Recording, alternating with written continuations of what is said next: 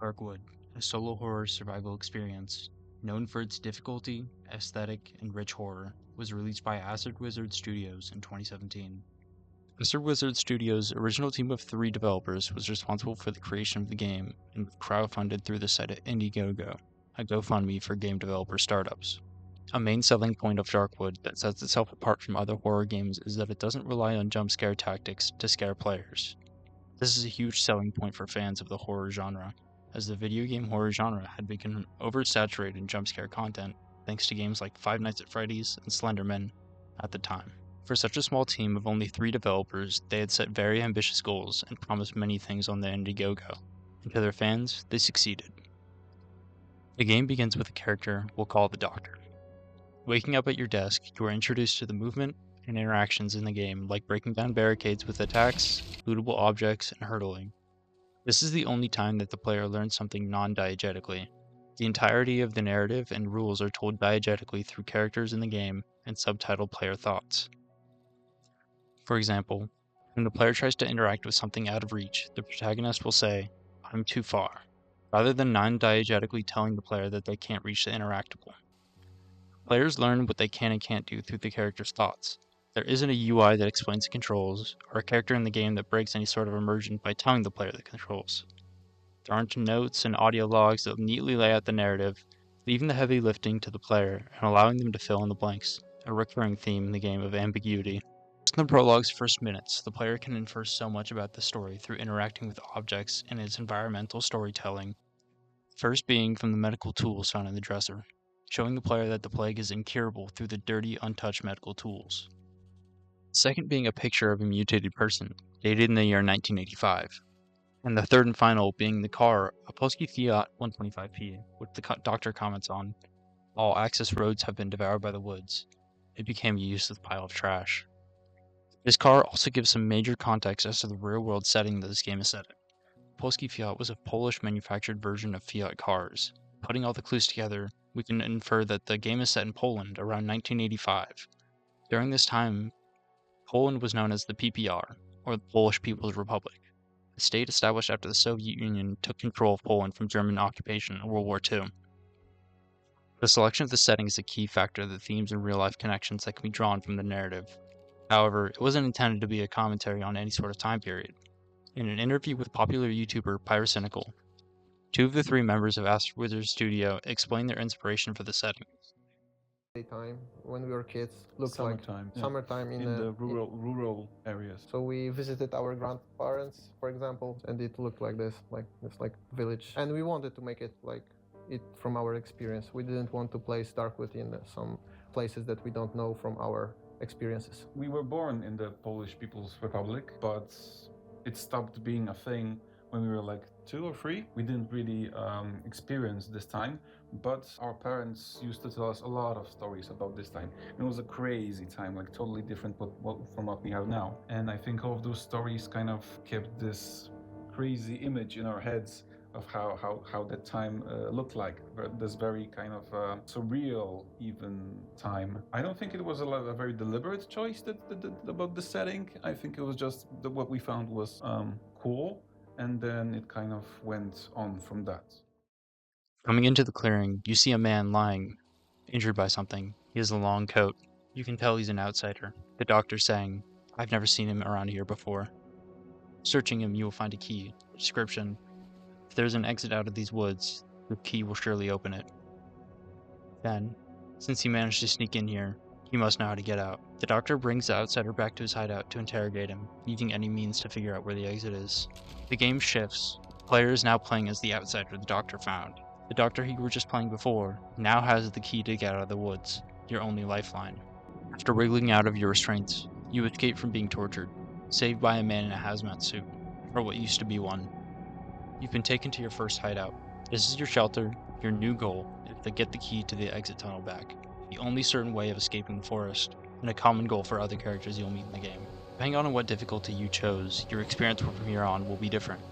Between the 3 difficulties, normal, hard, and nightmare, normal is the standard experience for casual playing.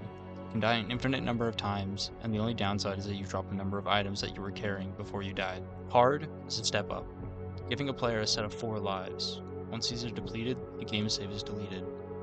Nightmare takes this even further as hardcore mode. One death and the save file is deleted permanently, losing possibly hours of progress in just one mistake.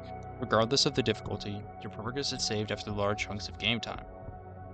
This is because the game only saves after completing a night cycle, or making game-changing choices. Players can't save whenever they want, possibly even adding more to the stress experience while playing the game. In the horror genre, there has been a continuous discussion of what makes horror media scary and how creators make media more scary as consumers become more numb to the standard horror formula: build tension and jump scare. Something that is universal is humans' fear of the unknown.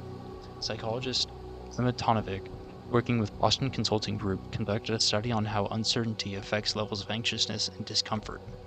She says, uncertainty can intensify how threatening a situation feels. One easy example of this in Darkwood happens during the prologue. In the doctor's house, he has locked up some sort of prisoner. The player would unlock the door and enter the room to progress through the prologue. When the player enters the room, the prisoner mutters through the text dialogue, "Help me. Come closer." It's up to the player to figure out and imagine whether this prisoner really wants to help or is a threat, as they can't see the prisoner without getting close enough to see. This uncertainty heightens the tension between the player and the environment. In the gameplay on screen, I had forgotten about this interaction in the prologue, thinking I would find a decrepit body barely able to move because of the doctor's torture.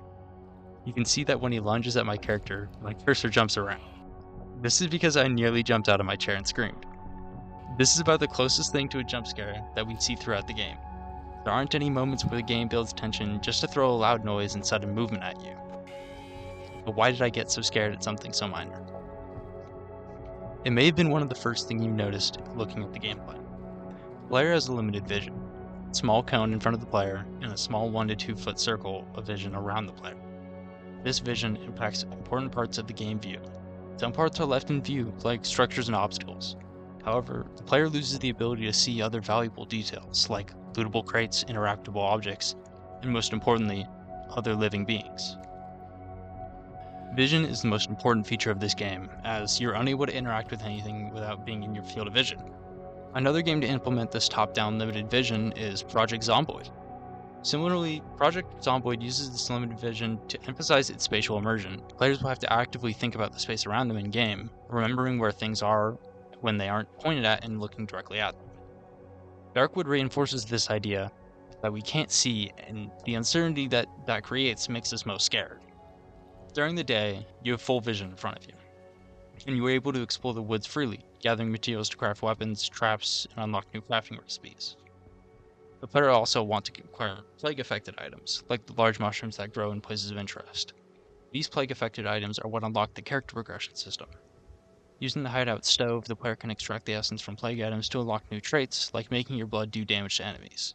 However, when the night comes, the player must defend their hideout from enemies, while only being able to see less than a foot away without light. During the night, the player is trapped in their hideout, and encouraged to create fortifications like barricading windows, setting traps, and moving furniture. Depending on the first few nights, the player may think the game is too easy. As long as they steer in the light, not many enemies will attack your hideout. As the player progresses, more and more enemies will target your hideout. The player will come to learn that the creatures will inevitably break in. The barricades and fortifications only delay, and they must become more and more prepared to deal with increasingly difficult enemies. I want to bring up a few moments from side quests and the main quest line, both of which take place in the first village, an area home to the residents of the woods. These are human beings that have been surviving the past years cut off from the world, with plague and famine afflicting them. It's driven them towards sanity.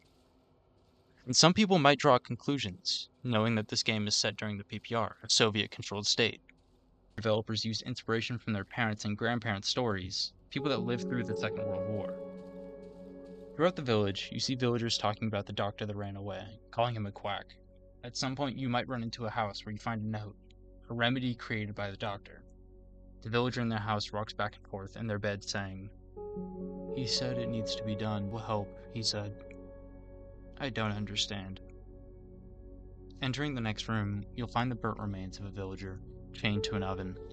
Putting the pieces together, the distraught villager tried to remedy a family member that had been driven to insanity by the plague. In a hopeless effort to try and cure their sickness, it ended up killing them.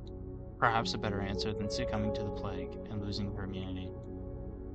The player might also be able to infer something about the Doctor, whether he was trying to give people hope and a cure, or he just wanted people off his back. To keep it short, I've been touching briefly on this game. I've spoken deeply about the prologue, the way that the game and the mechanics introduce themselves, and a small segment from the early parts of the game. This only skims the surface in terms of analysis of this game. Some creators really go in depth to talk about the game, talking about various characters, their quests, and how they go about giving players clues to learn more about the woods and who you play as. This rich narrative that leaves the player wanting more, on top of the revolutionary use of vision, makes Darkwood a horror game like no other, creating true fear-inducing experiences.